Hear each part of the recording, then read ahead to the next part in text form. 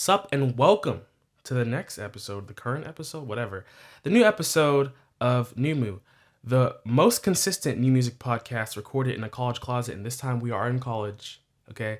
Covering the latest in music from all around the globe. I'm your host, Safari, and today we're going to be getting into a little artist spotlight, if you will, from a new artist that I've been pretty interested in the past few days, Raveena. Okay, I want to talk about specifically the artistic transformation that I've kind of noticed her go through, as documented by her music.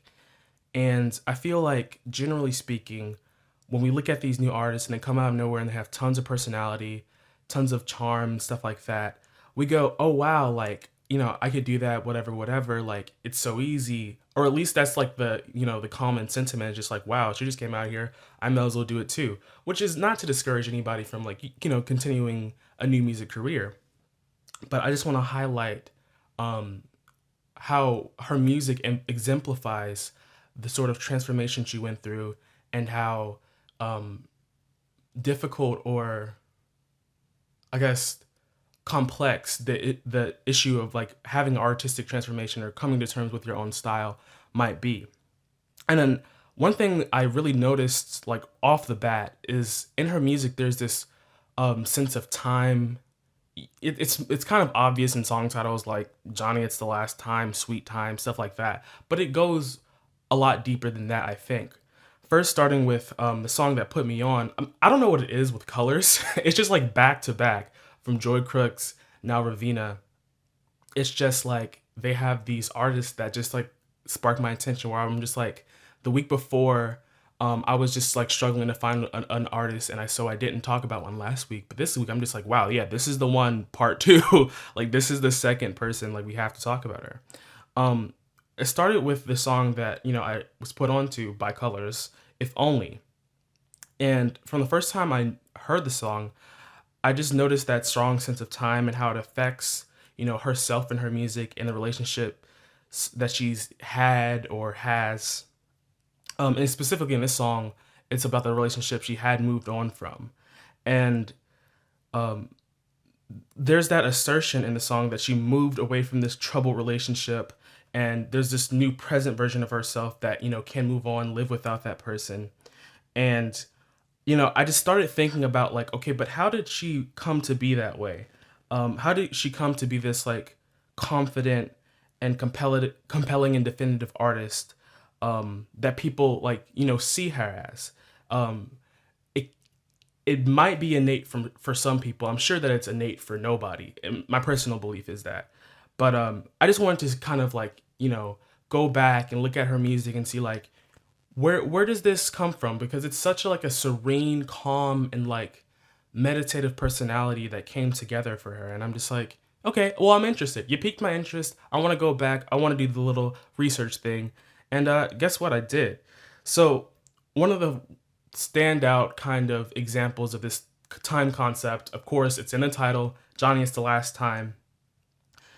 You see that, with a developing artist, like these things like style, confidence, they come down to that, concept of time. And for example, this song functions as like a glowing representation of the trials a person might go through when it comes to like being in a relationship. But this could mimic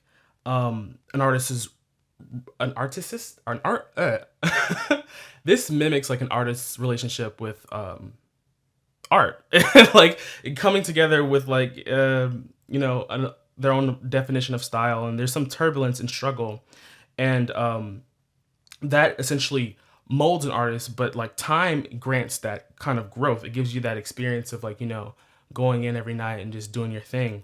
In this song, Raveena talks about being in a toxic relationship that has like fights and like getting choked and shit like that, really crazy, amongst other things.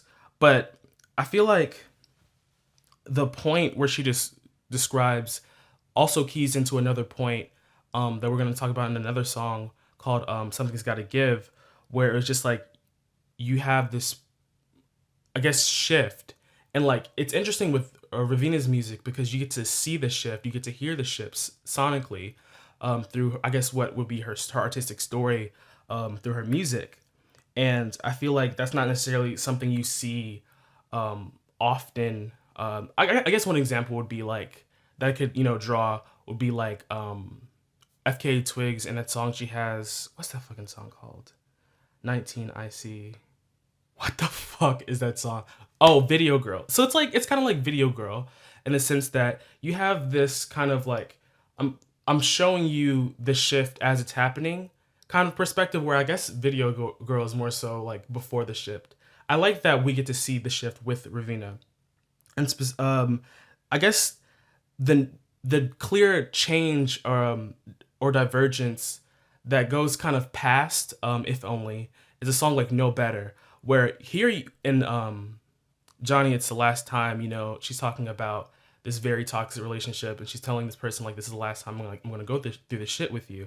But in No Better, it's just like she has this completely transformed, amazing seemingly relationship. From what I can tell, it sounds like very sweet and it's very endearing, and she sounds sonically just so much more serene, more calm. I feel like Johnny It's the Last Time, while she has this kind of style and voice to her, there's definitely a certain kind of tension in bringing about these topics or issues that are clearly like emotionally, turbulent or whatever, but then like, giving them their own like kind of like bounciness to this. She has this kind of like bouncy personality to her, kind of like glowing vibrancy to her.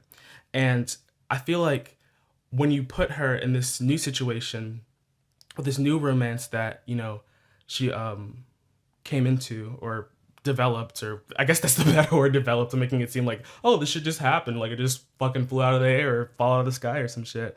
But when you see that so much has happened from the year 2016 when she dropped Johnny It's the Last Time to No Better, you really get a feel for how that time that was spent kind of like helped her grow. What, like, regardless of what happened in that song, you can't have a song like No Better being written after a song like Johnny It's the Last Time, because in terms of message, they're completely like worlds apart. And I feel like it just represents two different types of artistic states of mind. And maybe this is like the most obvious segue of all time, but like representing that change of state, that change of like artistry, you go back to a song like the one that was put out in 2014 by her called Dream State, which I feel like in order to make that the kind of transformation that I'm keying into, she had to take a new approach to artistry, I imagine. Dream State being like this very atmospheric, late night R&B kind of vibe, keys me into the way that Raveena was examining her life at the time. Sure, there are talks about drugs and sex, but the sense of like flowing and spaciousness that's always been in her music, it just feels like a different kind. Like what did change artistically clearly is a move towards, from that, I guess, more electronic, spacey kind of vibe to a sound that's more like acoustic and like soulful, and maybe just maybe the like vibrancy is the word I want to use. It feels like the drugs and the sex kind of era, if that's even like the way I want to put it. I don't know if that's the way I want to put it, but like let's just say that like it feels like that dream state kind of era is more representative of like a colder sound, whereas this new era feels more like bright, vibrant, and just full of meditative energy, bruh. It's a sound, like I said, it's a song that's more can't even talk, fuck. A song that's more representative of soul than it is of alternative R&B. One reasonable amount of fuck, man. Like, can I just fucking read my notes and just be like, Gucci? I don't know if I can. Shit. A reasonable amount of credit has to be given though to Everett Orr. I'm pretty sure that's how you pronounce his name. As he produced much of her latest EP. I'm pretty sure it's pronounced Shanti. I want to pronounce that right. I hope it pronounced it right. It came out in December of 2017, and for the most part, most of the songs I've mentioned, other than Dream State and Johnny It's the Last Time, are off of that. Um, a lot of credit has to be given to Everett Orr because he's done like a bulk of the production, and it seems as though um, the kind of vibe or the assertions that she was making in a song like Johnny It's the Last Time poured over into a song like One Thing, because One Thing is a song I can't even come together with my thoughts. I write down these notes and then I can't even like stick to my fucking notes. But One Thing is a song by Everett Orr that she has a co-writing credit on. And essentially I feel like these vibes and these feelings that are covered in that song are representative of a place that maybe Raveena was like moving towards or trying to get to. And Johnny It's the Last Time is also, which, these songs came out all in the same year, 2016. Johnny It's the Last Time is also just kind of like a signaling of like, I'm trying to make this change, I'm trying to make this shift. A shift that was highlighted by, Everett's, helping with her production. Or being her or being the main producer for her. And he himself shows a lot of versatility in that you have a song like Love Child, which, I've said a lot about soul and alternative R&B, but the song is like funk. Like it's very funk to me. Like it feels like this man could do no wrong in terms of like production, because he just has all these like, oh, I'm just gonna pull from here, I'm pull from there. I got all these sexy ass bass lines. I'm just gonna throw them in, sprinkle them in like fucking like with Salt Bay. What am I even saying? And I feel like this kind of vibe is kind of representative of that kind of like flowy, meditative aura that I feel like I'm getting from this new Raveena. It's kind of weird even saying it like that, just because I am a new, I guess, fan of her music, and so all of this is coming at me at the same time. But it's nice to see that I can like document all this stuff as it's built up to this point. And I feel like they really Everett and Raveena really play off each other's strengths, and they collab to make these really compelling, like bouncy, baseline driven bops that fucking highlight. What is that word? Highlight the immense amount of personality and vibrancy that like they bring to art, or that she and he separately together. I don't know. I guess that would be both bring to like art and shit. And so it just comes back to that concept of the time plus art equals transformation. Again, the song I mentioned a little bit earlier, Something's Gotta Give. It's pretty much impossible to talk about that kind of artistic evolution that Raveena has undergone without mentioning time. Time not necessarily being like, oh, a long time, like, oh, you gotta fucking, just be like fucking Beethoven, Mozart, just fucking hammering your fucking fingers into the piano and shit every day, and then you become like a god fucking musician. Like that's not what I'm not saying that that's what's necessary. I feel like it's just enough time to recognize what works for you as an artist and what doesn't work. And I feel like Something's Gotta Give is a pretty strong representation of that, because I feel like Shanti is the kind of EP that Raveena wanted to make in 2006, like the kind of EP that Raveena wanted to put out in 2016. And it's representative of like, again, she has this kind of theme in her older music of being like, a little bit dependent on drugs and a little bit dependent on, sexuality or whatever. That kind of lyrical, I guess, thematic shift occurs in that in a song like Something's Gotta Give, essentially there's like this, I don't remember how she phrases it, like hood prophet, ghetto prophet, something like that, comes in and is just like, even when like, the Molly's all gone, as she says in the song. Like, just keep singing, keep pushing towards your dreams, and quite clearly, the love life that you want, and whatever desires that you have. I guess because she frames it as dreams. I don't want to say like her dreams, following her dreams gets her dreams, because it's just like what, but like following her dreams essentially gets that desire, whatever that is, to her. And I feel like you know whether it be like an actual shift or like a metaphorical shift that she had to go through, um, her adamantly pursuing them definitely led her to this point, which cannot be overstated, because that adamant pursuit um, really has nothing more to do. I mean, it's nothing more than being patient with yourself and being like, in tune with your artistic abilities, and that's what got her to her transformation. Um, and inevitably, those kind of desires and that kind of love, it seems like in a song like No Better, were fulfilled, and rightly fulfilled, with this new love who, it seems to be the person that she had envisioned to be with. The song itself is like an ode to patience. She's taking her sweet time, guys, okay? Um, and it's ultimately patience that led her to her desires.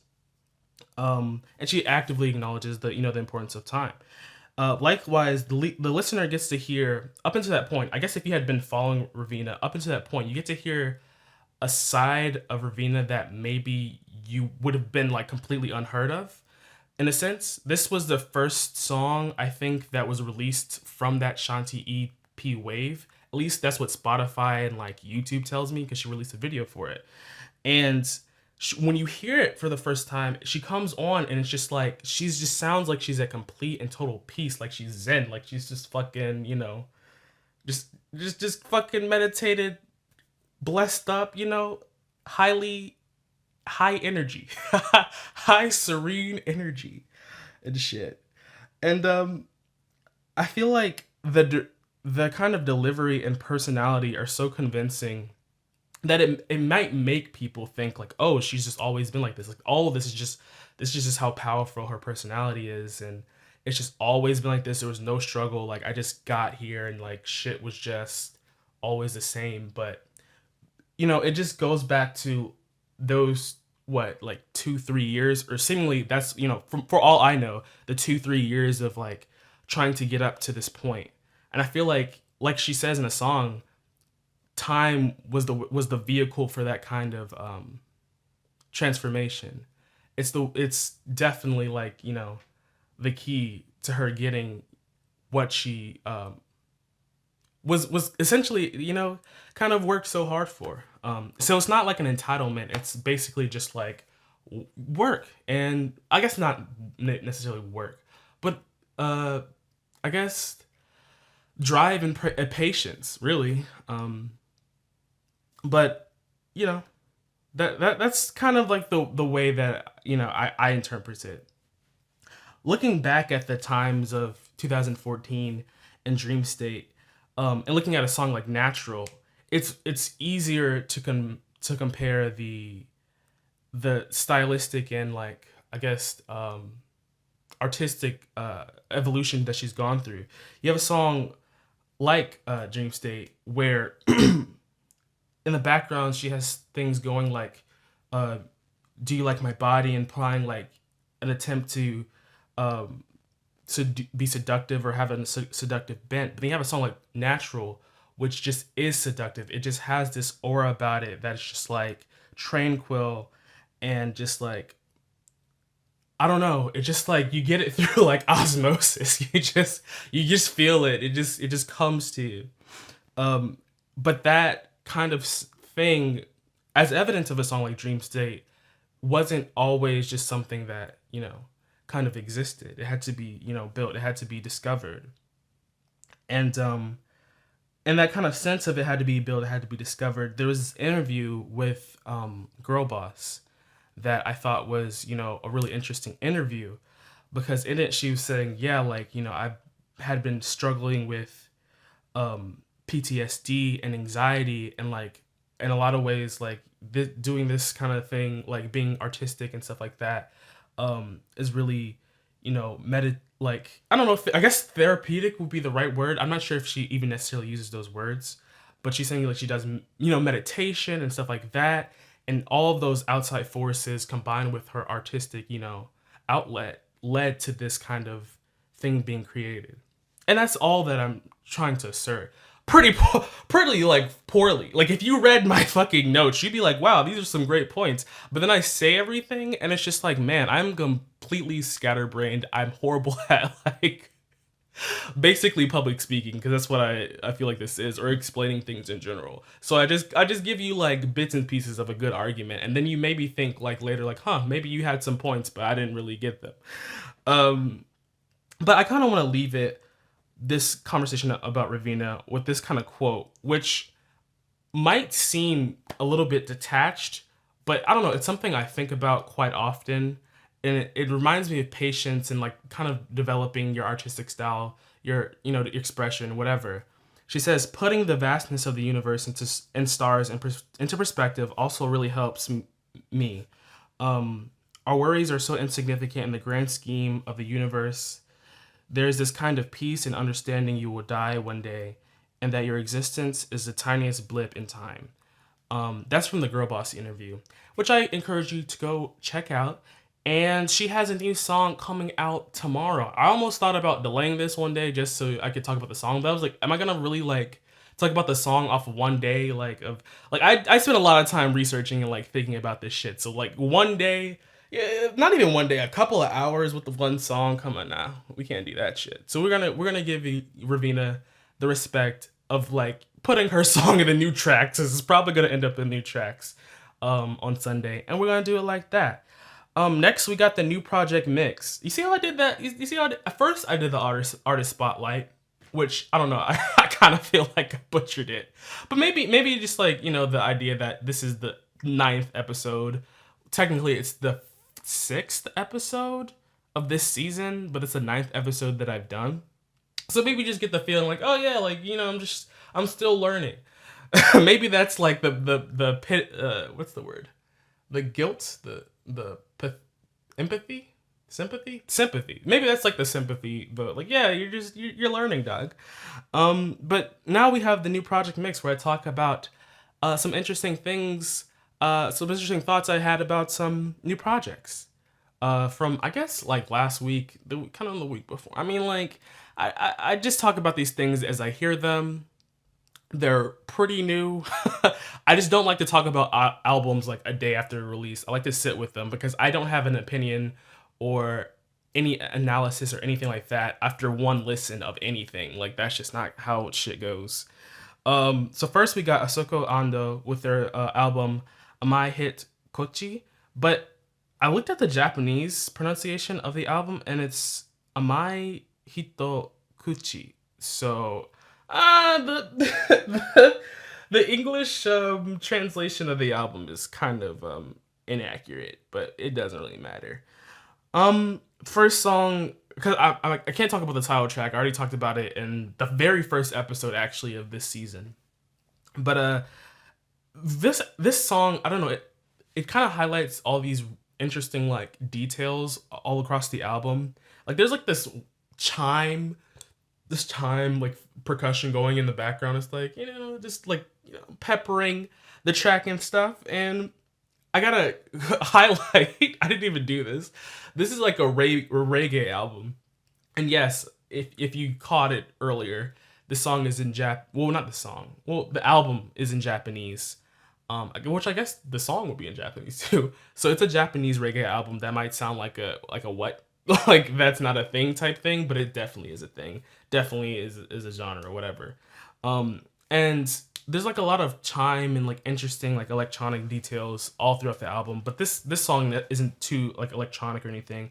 The hook though is like very catchy, and it's representative of like all the pretty much catchy hooks all throughout this album. Then you have the next song that I want to talk about, Miss Apricot. I never even had an apricot. I don't know. I just really want to have an apricot. whatever. I just remember the I just remember the apricot crayon. Uh, I'll have a story about an apricot crayon later, but that's not what's important. There are a lot of like musical like voiceovers and there's like a music voiceover that introduces a song, and then there's like these chorus, like this chorus of like this male chorus, kind of like in the background. That's interesting, just because like you don't really hear them throughout the entire album. It's just like they're in this one song, and the song has this interesting like disco vibe, and I'm just like, wow, disco and reggae kind of like coexisting. I'm not that knowledgeable on reggae, so I'm not sure if like this has been done a bajillion times before. I don't think that it has been done a bajillion times, at least not in present day. And I'm just thinking like, is there like reason in these two things mixing? But I guess there, you can also think, is there reason in there being Japanese reggae? I think there is, so I think that it's reasonable that these two things can mix, I guess.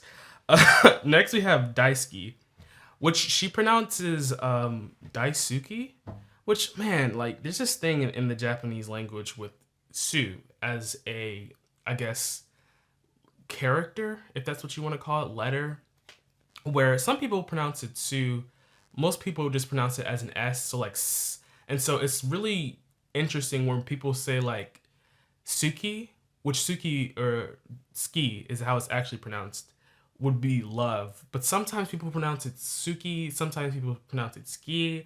I'm just like, I don't know what the fuck is going on. That's not really what's important. I actually saw this song performed in a live video. So I saw a live video of this song basically, and she was playing.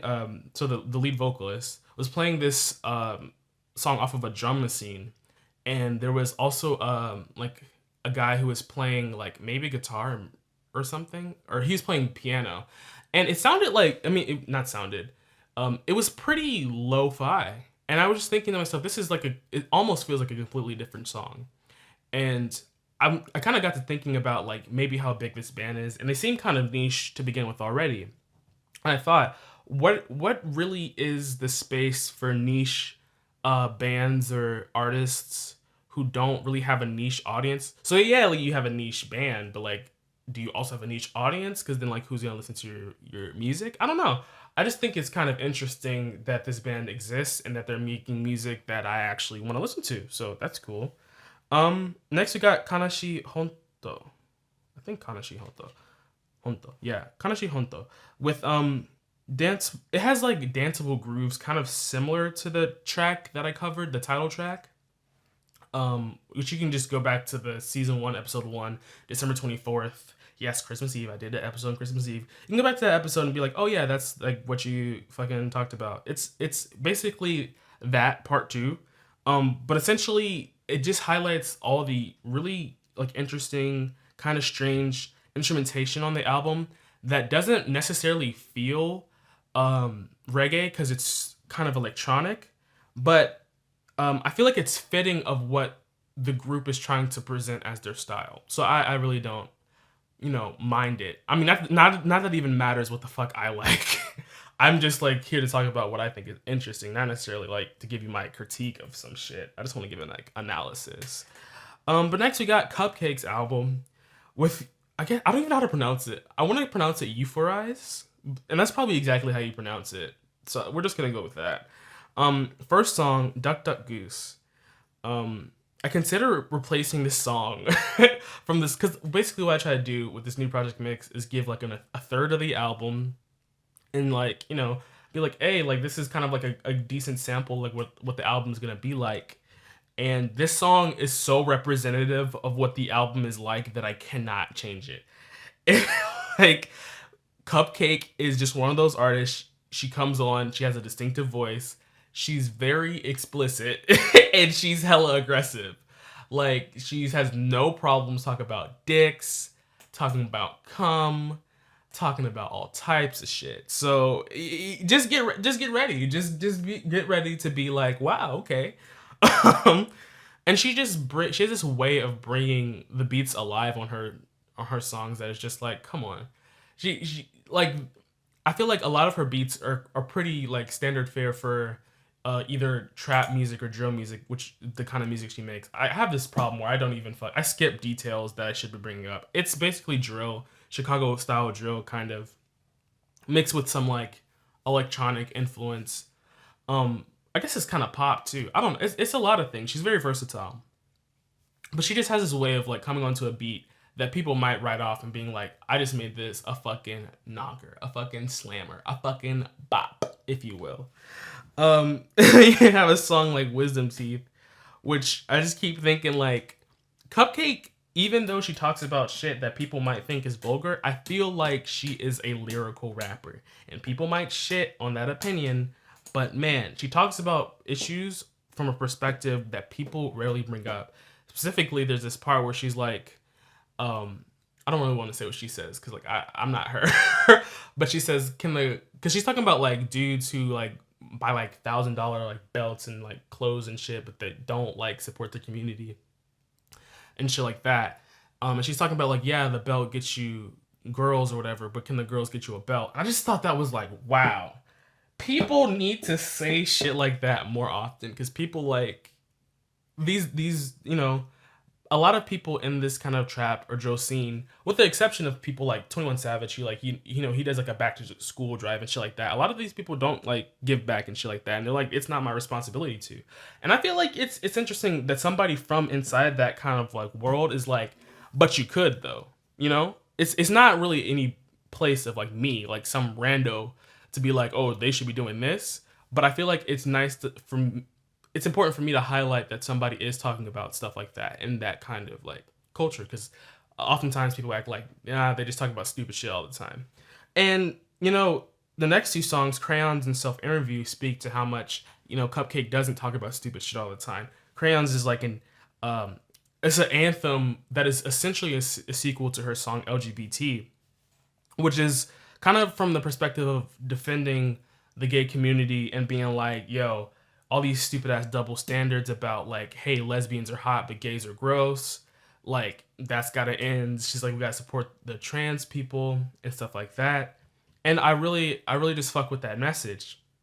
The song is also representative of the diversity of production that I kind of a little bit mentioned on the album. I was like, oh, she's kind of pop. Oh, she's kind of like drill. Oh, she's kind of like trap. So this song is definitely more like a poppy kind of song, more electronic, in nature, it seems like.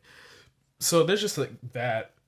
And then you have a song like Self Interview, which is also talking about something pretty important. It's talking about like societal pressures and like why Cupcake does the thing that cupcakes.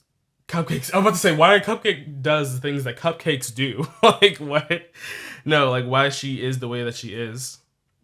And she does this really introspective thing where she's just like, at one point in time, being like wearing overalls and like, whatever was like the thing that made me feel like, attractive or whatever. But now I gotta wear a whole full face of makeup just to replicate that same feeling. Just really interesting. And she addresses these issues on like a macro and a micro level. Like she'll talk about herself, but then she'll be like, if a guy has a one night stand, he'll get this reception. If a girl has a one night stand, she'll get that reception. And so it's just like a really interesting way to look at, that kind of, that kind of like situation or circumstance or issues. I don't even know the word I'm looking for. I just get so like, I just be like thinking about other shit as I'm doing this. And so I just can't even think half the time. Next we got Fullest, which is the album's closer. I was going to talk about Meet and Greet, but I obviously can't because I talked about that last week. But this song sounds like I don't know what song it is sampling, but it sounds like another song I've heard. Is it not Havana? Not like why did I say Havana? No, it sounds like Cuban music influence. I don't know where I'm going with this. I don't know what song it samples. It samples a song. What it is though, it's hilarious as fuck. Like there's a line like, your dick's shorter than your girl's lashes. Thought that was funny. And you're not a you no more, you're a Y. I thought that was funny too, because I had to think about it, and I had to think about it for like 3 seconds, and I was like, okay, that's pretty funny. So I mean, just like, come on, like, fuck with your girl Cupcake, because she got some interesting things going on with her album, and we're gonna leave it at that. Next, we got our last album we're gonna talk about, Sidney Gish, No Dogs Allowed, with which I feel like is probably the most college album I've probably ever heard. It's so college, like maybe just because like other college albums that I've heard haven't like been released when I was in college, but like the song like Sin Triangle is just so like such an example of that. Like you just walk in the street, walk into class, and you think about shit. And like I feel like this would be a standout track just because it relates to my life so much. And often the standout tracks, and shit relate to my life pretty heavy. I'm like in the new tracks. This is like a new project slash artist spotlight kind of episode. But the new tracks episodes, that this would be the kind of song that I'm kind of like, looking for or whatever. But it just presents this like interesting perspective of college socializing and shit like that. Wearing shades when it's dark outside. It's just that kind of like relatable. Like, yep, fuck, this is just like really this is life right now. Then you have a song like Sophisticated Space, which I'm kind of like slow. Not gonna lie. So I'm pretty sure this song is being sarcastic, kind of. It might be something. It might be trying to be something else, but I just cannot figure out what it is. But one thing that's really interesting about the vocals, and one thing that's really interesting about Sidney Gish in general, is she has this like bedroom pop slash like professional like guitarist kind of vibe going about her. And especially that's highlighted in this song because the vocals sound like bedroom pop vocals, like lo-fi kind of vocals. But then everything else sounds like it was professionally recorded in a studio with like decent mics and like genuinely professional equipment. And I'm just like, yo, like Sidney, what are you? What are you like as an artist? Like, what are you? And they have a song like I Eat Salads Now, hilarious song. The hook is so catchy. Can't sing it because it has a word that I don't use in it. Whatever. But it just, I don't know. It's just like one of those songs that just amplify her personality, and it has relatable lines like "I'm 20, washed up already, and all I want to do is sit." Same, same. I am 20. I'm not okay. Washed up already, kind of like maybe like the feeling of being washed up, not necessarily washed up, but like, and all I want to do is sit. Dog, I'm sitting right now, and I'm comfortable, and this is all I want to do for the rest of my life. It feels like right now.